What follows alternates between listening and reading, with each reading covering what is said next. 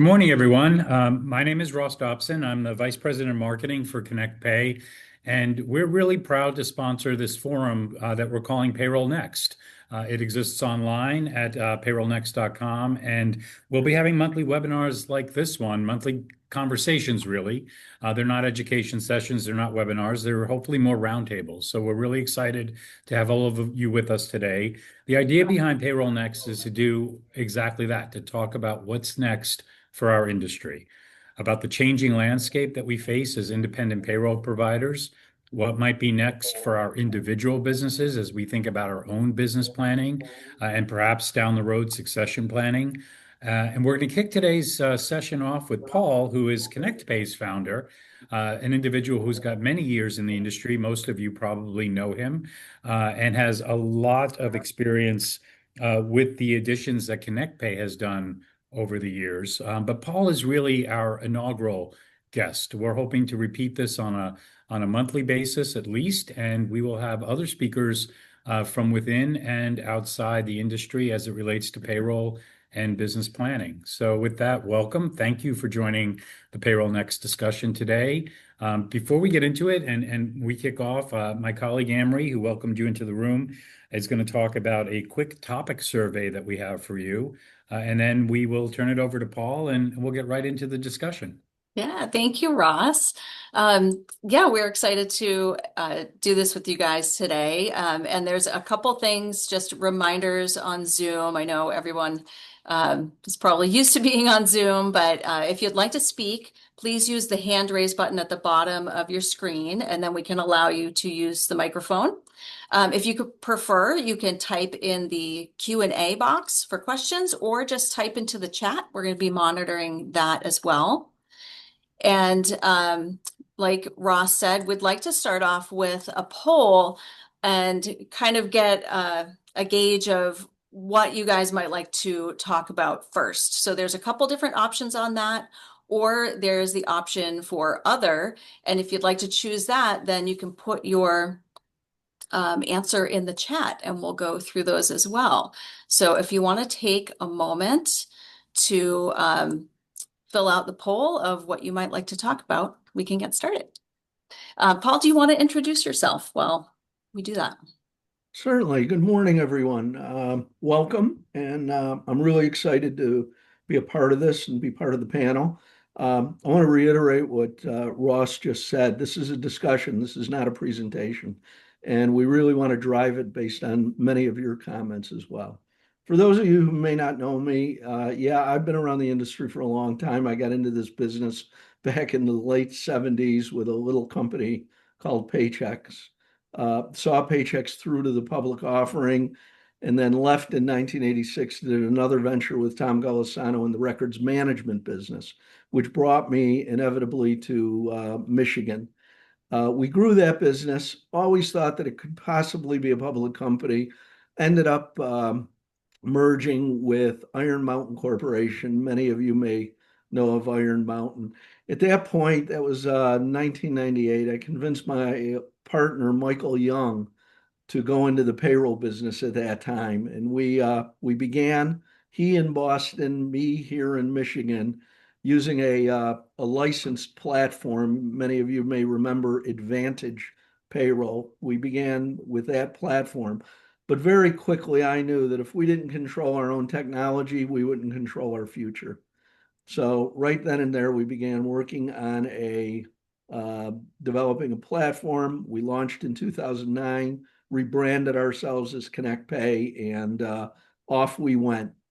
2016, we sensed some changes within the industry. Many of them were related to guys my age, that baby boomers looking for an exit or a transition. And we found that consolidation was beginning to take place within the industry. I almost by accident began doing an acquisition, and that strategy back in 2017 to today has brought us 38 acquisitions to date and growing. So we're really excited about the industry and the changes. Obviously, I've seen an awful lot of changes, whether they are related to the small business community itself or the technology that we all depend on today. I like to say years ago, technology would move at anywhere from 3 to 5 years. Today, we're watching technology move at 3 to 5 months. There are changes that take place. So these are some of the subjects that I think are very, very important. And the idea behind this group, Payroll NXT, is a really transparent and open platform for communication. So with that, Anne Marie, All right. why don't you tell us what Yeah. everybody wants to talk about? All right, so we have the results. Thank you, everybody, for participating in that. And once we have you guys start participating, if you'll bear with us, just in case we're trying to figure out the Zoom thing to make sure that everybody can get on screen and whatnot. So we'll be doing that. But we had quickly shifting technology / artificial intelligence as our first one, and then that came in actually tied with changes in licensing platforms. And then next was the nexus or multi-state tax challenges. And then last was clients' employee demands. So we've got a little bit of a tie. I guess licensing platforms and technology kind of overlap a little bit as well. Paul, do you want to start us off with a little bit of info there? Sure. Or if anyone out there would like to bring up why they'd like to talk about one of these things, we can do that as well.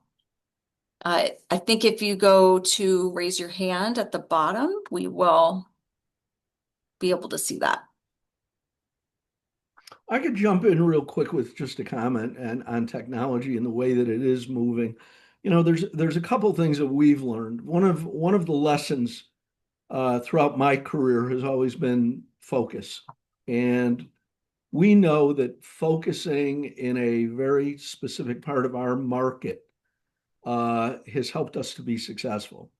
And technology is a part of that.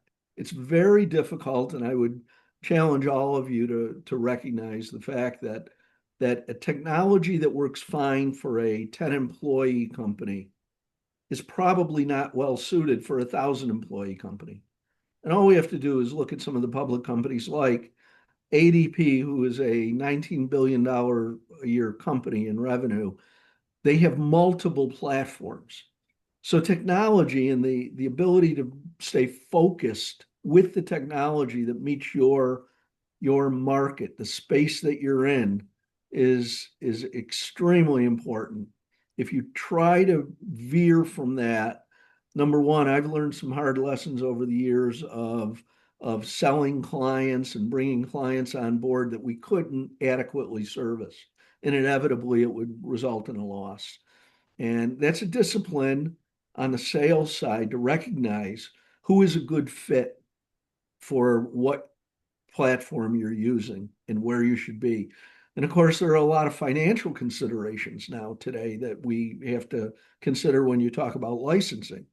Our platform is proprietary, but the majority of people in our industry are using licensed platforms. And beware that development today is uber costly. So much so that many of the large companies today aren't looking to try to build. They're ending up buying those technologies because the timeline of development and the capitalization that's required to meet that development is extraordinary, and it would only slow them down. So bear some of this in mind as we talk about technology and licensing and what it may mean in terms of operating your business, not only today, but moving forward into the future. So love to hear some comments out there. Not sure if Gordon is on this call, but if he is, Gordon from Paychex would have some very sage comments for us. Is he there, Anne Marie? Do you know? We got him. Yeah, feel free to chime in if you'd like. Anyone else? Don't be shy, you No. guys. I mean, this is no time to be shy. I Ted, guess I have a go ahead. Amory, I have a question for the group. I'll throw it out there and let's see if we can get some folks talking about it, right? AI is, probably one of the biggest realities and buzzwords that we're all dealing with right now, right? It has the potential to significantly change the landscape on multiple levels, customer service, marketing. And like all technologies, it has the ability to level the playing field initially. For both smaller businesses and larger businesses. But then obviously there's a difference in investment and a difference in adoption rates and there can be disadvantage over time there as well. I'm curious how some of the folks on this call are thinking, if at all, about AI and how they see it changing the industry as a whole, and maybe some examples of how they're incorporating it into their own existing business strategies.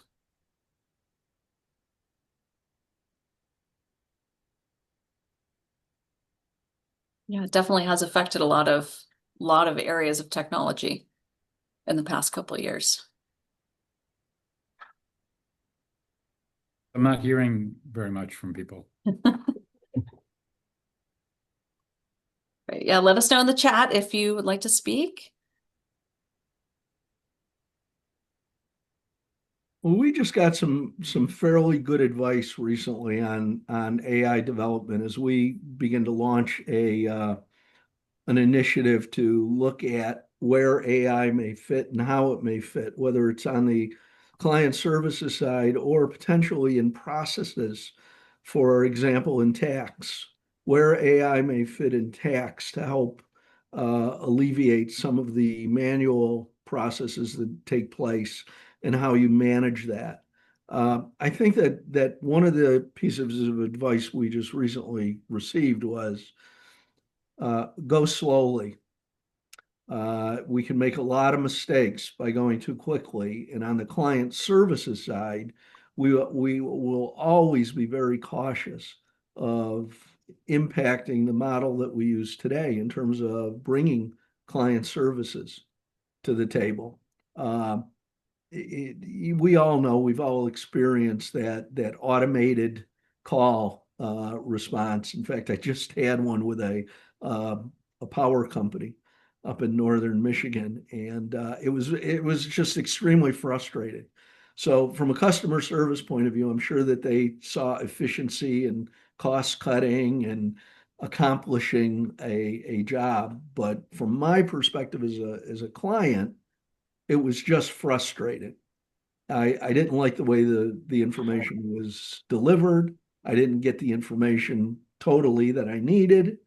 So it's a lesson, I think, for us, especially us smaller independent firms that are operating and not necessarily have the kind of research budgets that may be needed. We are going to be, make no mistake, my opinion, we are going to be followers. We are not going to be leaders in the AI world as it relates to payroll. I watch what's happening fairly closely in the accounting side of the market space, the accounting industry, and what they're doing. And when AI really sort of hit the world a year and a half or 2 years ago in a big way, oh, there was a big roar about how it was going to displace people. In the accounting industry, they couldn't be more thrilled because they're having such a hard time staffing to begin with. So they're seeing AI as an opportunity to strip out some of those manual processes where they needed labor, and AI can be a perfect fit there. If we use some of that model to understand how we might be able to successfully use AI to enhance some of the efficiencies within our own businesses. I think that's where the fits are going to be, at least initially. And once again, I think we're going to be more of a follower rather than a pioneer in that area. Does that make sense? It does. Well, from a payroll owner's perspective, Paul, do you think it's going to cause a threat in terms of competition with AI, with all the tools that are out there now in terms of searches to client acquisition? Because a lot of the folks that are on the call are payroll owners. There has to be a threat when it's associated with acquiring clients or keeping them. Do you see that as a threat in terms of AI? I think it could be, Peter. I think it could be a threat. Now, I think it's going to take some time to evolve. We're already seeing the impact of digital in terms of client acquisition, and most of us are behind in terms of the digital world of client acquisition, and we are much more of a follower. I think AI is just going to be one component of that, and we will learn how to use that to enhance our ability to acquire clients. I think that's probably an avenue that we'll all take. And whether it's the licensors helping to deliver some of that technology, or whether anybody who's out there in the proprietary world developing like we are, it's an initiative that you have to launch and you have to be a part of. It's just not going to overtake, however, the priorities that exist within our business of keeping the trains running, making sure the taxes are paid and people are getting paid on a weekly basis. In the end, most clients are committed, very much committed to having a strong service model, because in the end, it's paying their people, period. So I see a I hand see. up there, Anne Marie. Yeah. George, would you like to weigh in? Yeah, hey, just a little side note. We had a conversation the other day, and as good as AI can be, it can be, you can have bad players out there as well. And we were talking about direct deposit and fraud regarding direct deposit. And you know how providers have taken their direct deposit forms off their website because of fraud, and we always say you should call back and verify the change. But someone brought up a point that what if someone spoofs someone else's number and then somehow copies the voice of the payroll contact? And I said, it's crazy. You can only do so much. But I mean, we have to also look at AI in a bad way, because the fraudsters are going to be one step ahead of us. Mm. George, I think that's an excellent point. I mean, that is, it brings us really to go down another road here in talking about cybersecurity and fraud, which is, it should be, if it's not already, it should be front and center on your agendas. It certainly is on ours. We have an ongoing education process because we really believe it's so impactful, and there are so many points that are out of our control at the client level.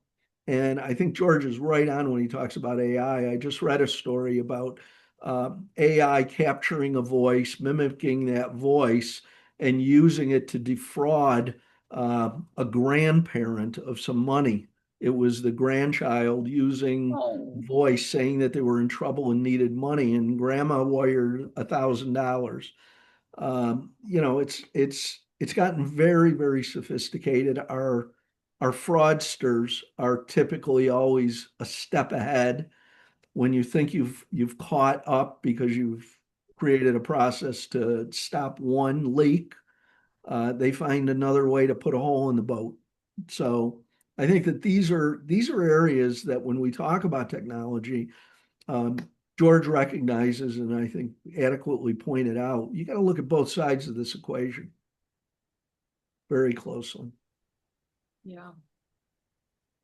And that's a good example of where, while we're constantly thinking about leading edge technology, some very basic processes that small businesses don't always incorporate, like two-tier verification, a callback to a customer versus a satisfaction on the first call. While that might seem counterintuitive to customer service, in a fraud prevention scenario, can actually be doing the client a favor if you take that request and then call to verify it on the number you have on file or via another secure channel.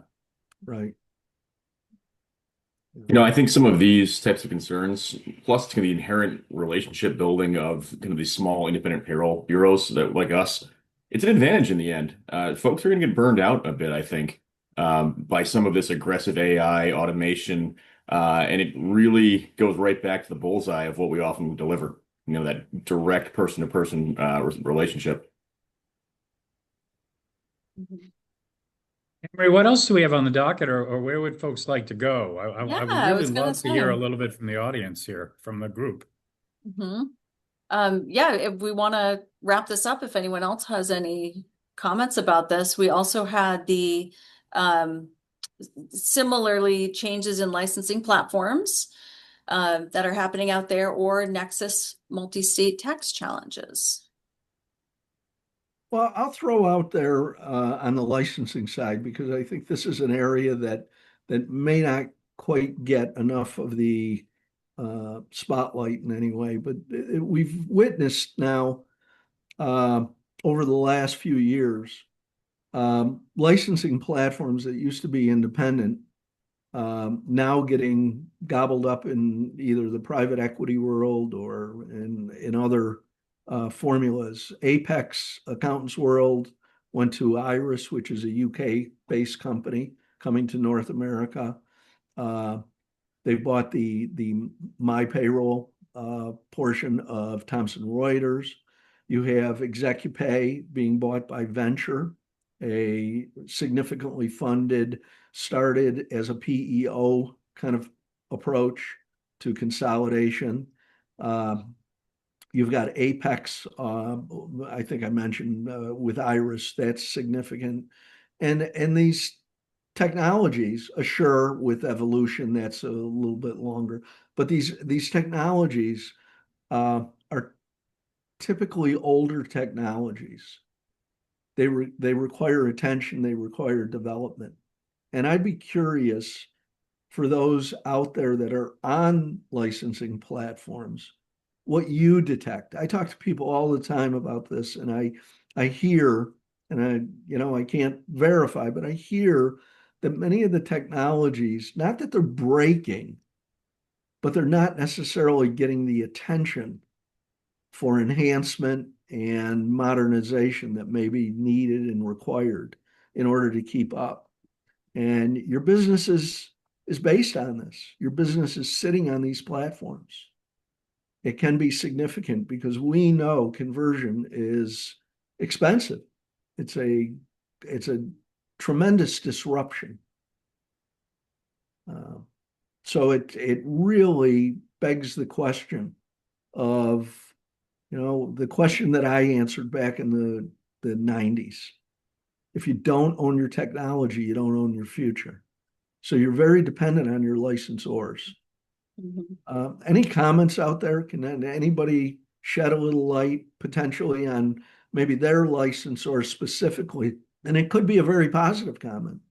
You may be witnessing, great serviceability from the platform, attentiveness from the licensor. Um, we We have just Eli on the chat saying, Paul, you're 100% correct. thanks, Thank you, thanks, Eli. Eli. I appreciate that. I Curious don't to know get that. which platform you're on, Eli, if you want to share. And Eric Carroll, what is your opinion of iSalt? Yeah, I'll post an opinion here.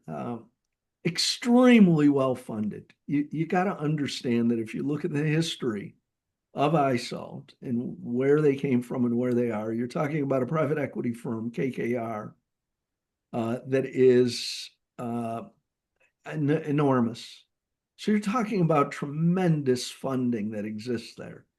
And I think from a strategy point of view, I can only surmise that much of their strategy in terms of how they built a licensing environment and where they are beginning to go with that licensing environment, whether it's to continue to consolidate and potentially enhance their corporate structure.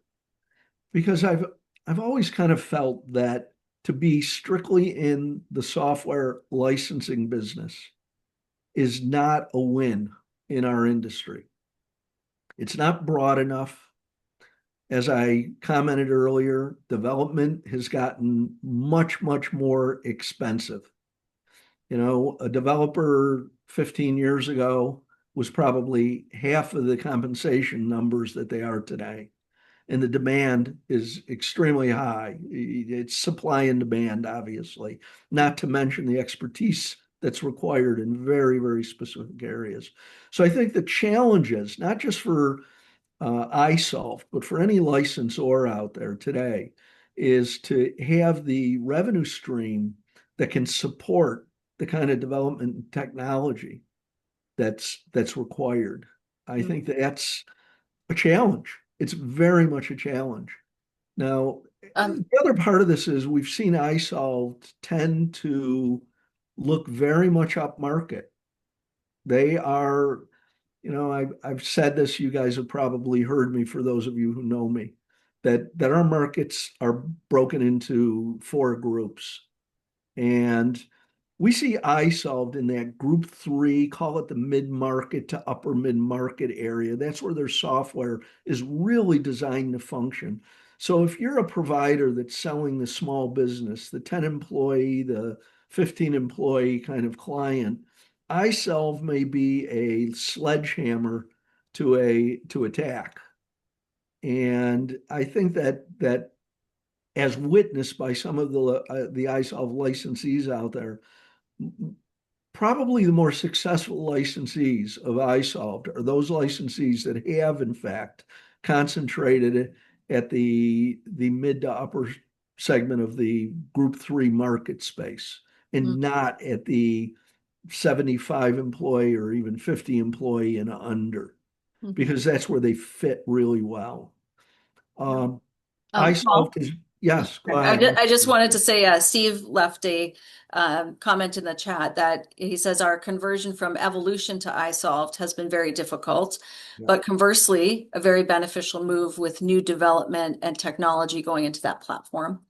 Sure. So that tracks with what you were saying. And then Eli said he's on ExecuPay. What is the solution, Paul? Wow, Eli, that's a much bigger question than a 30-minute or 45-minute webinar could answer for you. But for many of us that have been on licensed platforms, and I can relate when we were on a licensed platform, decisions can't be made instantly and quickly, and change doesn't happen quickly. It is a evolution. I don't know what the future of ExecuPay may be.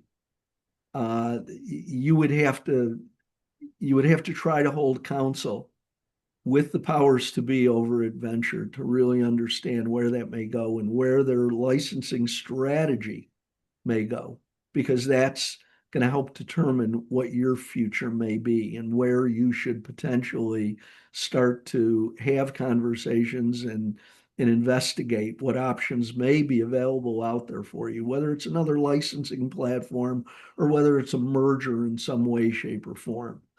I think that's the prudent approach at this point. I don't think any licensor in their right mind would have a blanket announcement that would say, we're exiting the licensing business, you got 30 days to go.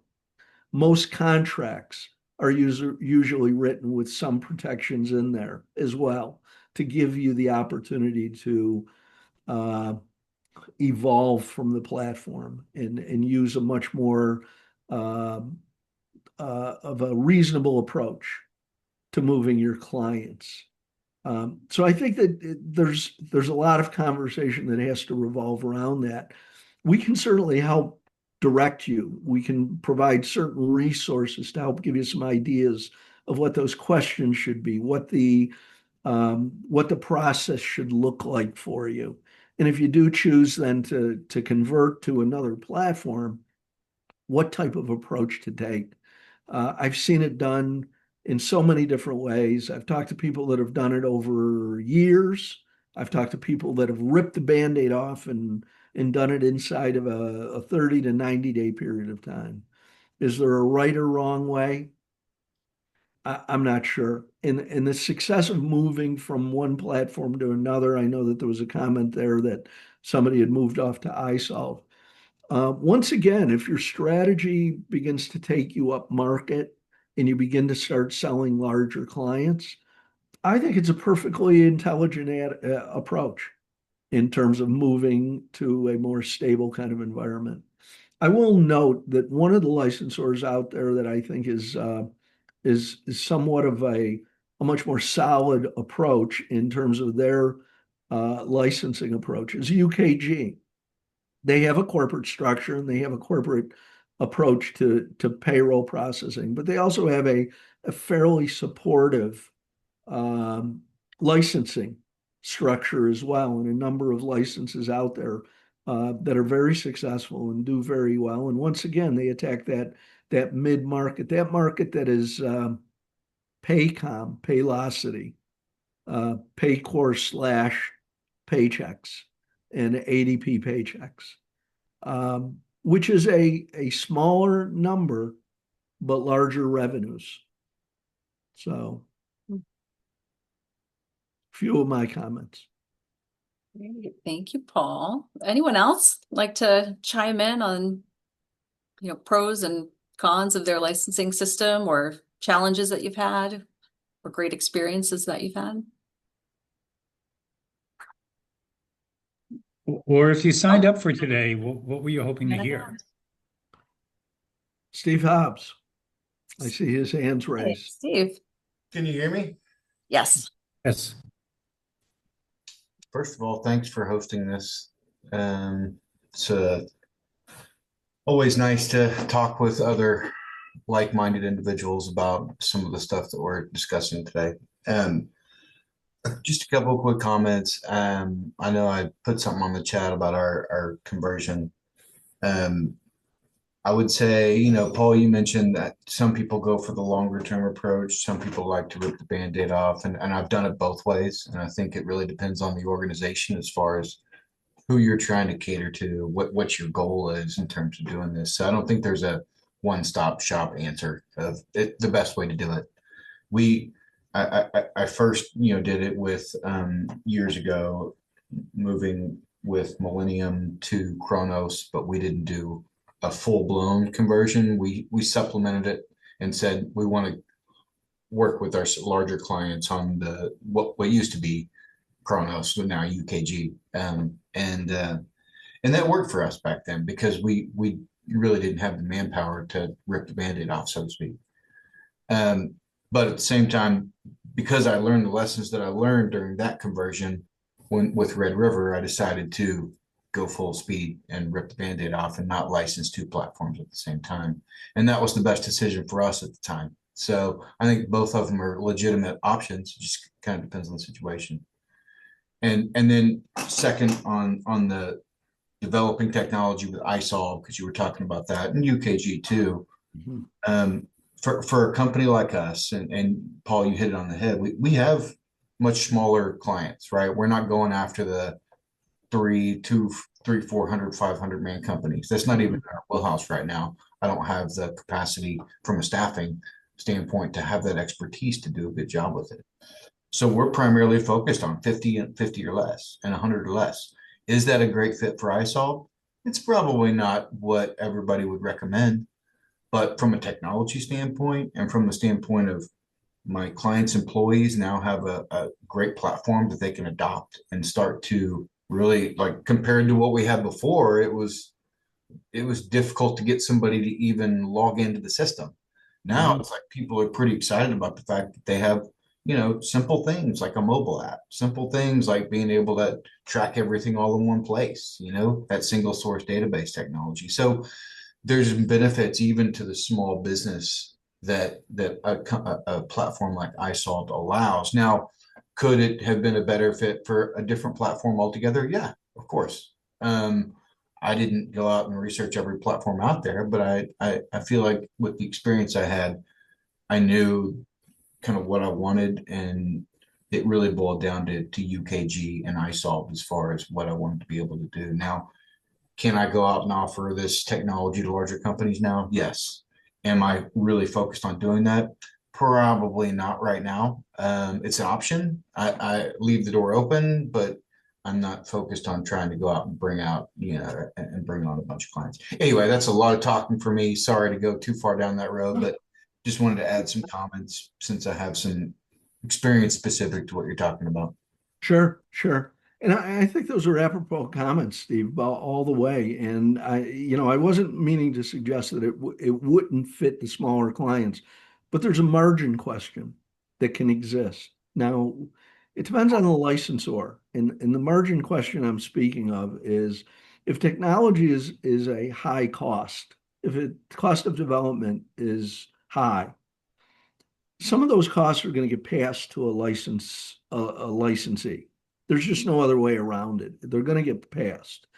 And if your base either A is not large enough or not sophisticated enough to take advantage of many of the feature functionality that is built into that platform, which is aimed at a larger client and a more sophisticated and complex client, then there's going to be some margin erosion potentially in the future.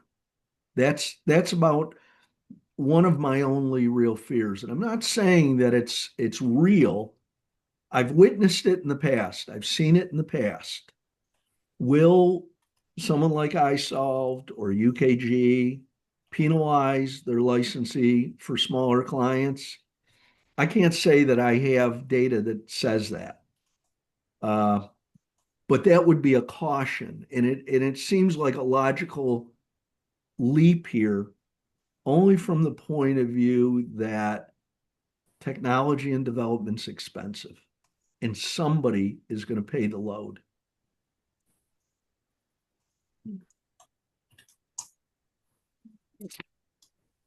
Thank you, Paul.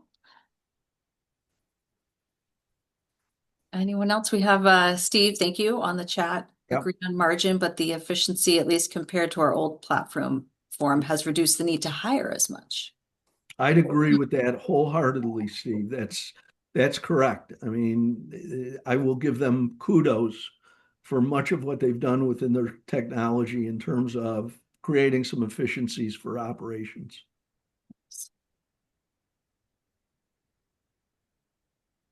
Great. Would anyone else like to weigh in on licensing? It's 11:38, so we had the schedule to 11:45. I think we're happy to stay on if anyone else wants to continue the discussions. Oh, And Marie, you have a hand up with Eli. yes, go Eli, are ahead, you Eli. there in the audience? Yeah, hi. Thank you very much for doing this. Really, really appreciate it, Paul. Hi, And the Eli. whole team. Hi.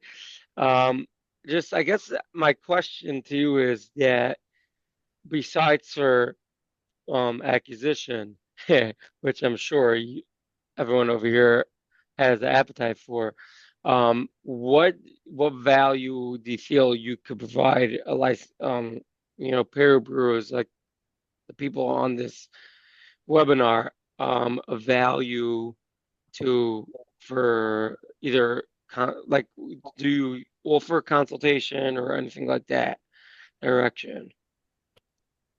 Well, Eli, I mean, you and I have talked in the past, and part of our mission here, and one of the reasons that we see Payroll NXT as being of value is it's about transparency and it's about sharing information. I don't profess, and no one on this call and in our organization will ever profess to have all the answers. We don't. We don't have all the answers.